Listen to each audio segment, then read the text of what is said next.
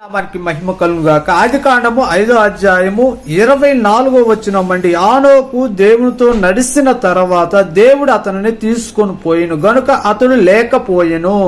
మనకి మహిమ కలుగుగాక. పరిశుద్ధ గ్రంథం బైబిల్ గ్రంథములో మరణము లేకుండా భూమి మీద మరణించకుండా సజీవులుగా పరలోకానికి వెళ్ళిన వారు ఇద్దరు ఉండారండి బైబిల్ గ్రంథములు. బైబిల్ గ్రంథం అంటే ఎంత గొప్పదో తెలుసా?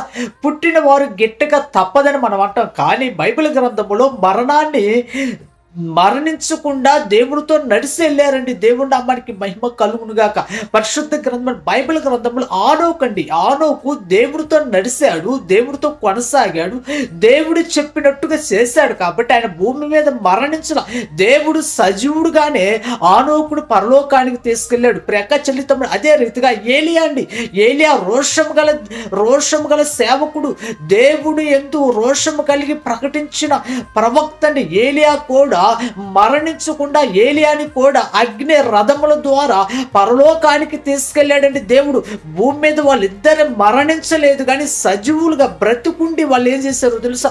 పరలోకానికి వెళ్ళారు. బైబిల్ గ్రంథం అంత గొప్పదండి. దేవుడితో ఎవరైతే నడుస్తారో వారికి అన్ని విషయాలు బయలుపరచబడతాయి.